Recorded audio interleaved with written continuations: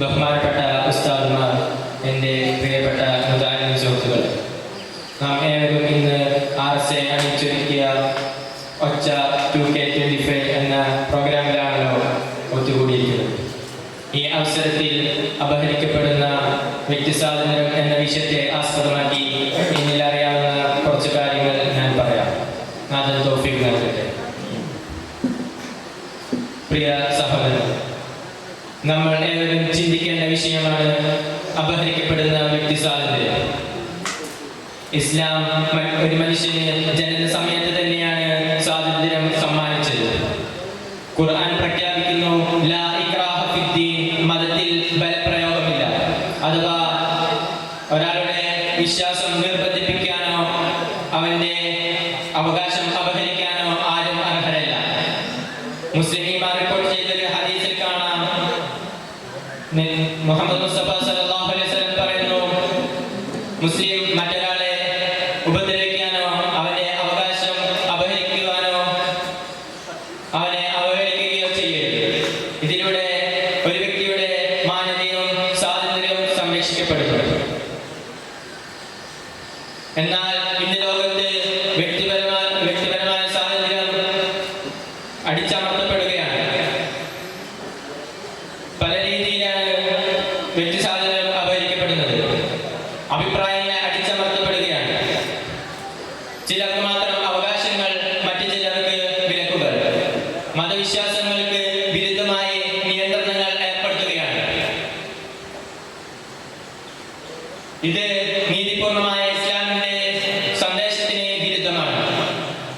സ്നേഹവും സൗഹൃദവും സഹവർത്തിത്വവും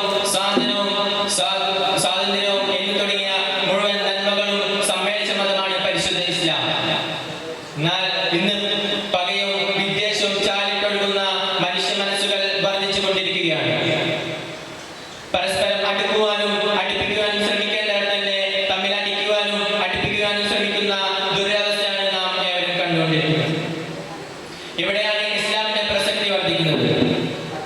ഇസ്ലാം നമ്മെ പഠിപ്പിക്കുന്നത് സ്വാതന്ത്ര്യം എന്നത് പരിധിയില്ലാത്തതല്ല, മറിച്ച് ഒരാളുടെ അവകാശം ലംഘിക്കാത്ത രീതിയിലുള്ള സ്വാതന്ത്ര്യമാണ്. ഒരു വ്യക്തിയുടെ സ്വാതന്ത്ര്യം എവിടെ ആരംഭിക്കുന്നുവോ അവിടെ മറ്റൊരാളുടെ അവകാശം അവസാനിക്കുന്നു. വിശദീകരിച്ച് പറയുകയാണെങ്കിൽ, മദ്യപാനം, മോഷണം, ഏഷണി എന്ന പോലുള്ളതൊന്നും ഒരിക്കലും വ്യക്തിപരമായ ഇഷ്ടമായി കണക്കാക്കപ്പെടുകയില്ല. കാരണം അവ സമൂഹത്തിന് മറ്റുള്ളവർക്കും ദോഷകരമാണ്. ഇസ്ലാം നൽകുന്ന സ്വാതന്ത്ര്യം സമൂഹത്തിന് നന്മ ചെയ്യുന്നതിൽ അധിഷ്ഠിതമാണ്.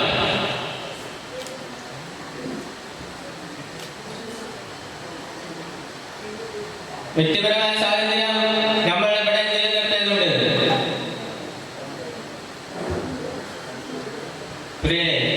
വ്യക്തിപരമായ സ്വാതന്ത്ര്യം അപഹരിക്കപ്പെടുന്നിടത്ത് നീതി നിലനിൽക്കില്ല. നീതിയില്ലാത്തിടത്ത് സമാധാനവും ഉണ്ടാകില്ല. ഇന്ന് ഗസയിലെ മക്കൾ ഇന്ന് അതാണ് അനുഭവിച്ചുകൊണ്ടിരിക്കുന്നത്. 2 വർഷമായിട്ടും അവിടെ സമാധാനമായി ഉറങ്ങാൻ പറ്റാത്ത അവസ്ഥയാണ് ഇന്ന് നാം ഏവരും കണ്ടുകൊണ്ടിരിക്കുന്നത്. നാം ഏവരും ഇസ്ലാം പഠിപ്പിച്ചു തന്ന രീതിയിൽ സ്വാതന്ത്ര്യവും നീതിയും സംരക്ഷിച്ച് ജീവിക്കേണ്ടത് നമ്മുടെ കടമയാണ്. അതിന് നാഥൻ തൗഫീഖ് നൽകട്ടെ എന്ന് അവസാനമായി പ്രാർത്ഥിച്ചുകൊണ്ട് എന്റെ വാക്കുകൾ ഉപസംഹരിക്കുന്നു. വാഖിറു ദഅവാനാ അൽഹംദുലില്ലാഹി റബ്ബിൽ ആലമീൻ. അസ്സലാമു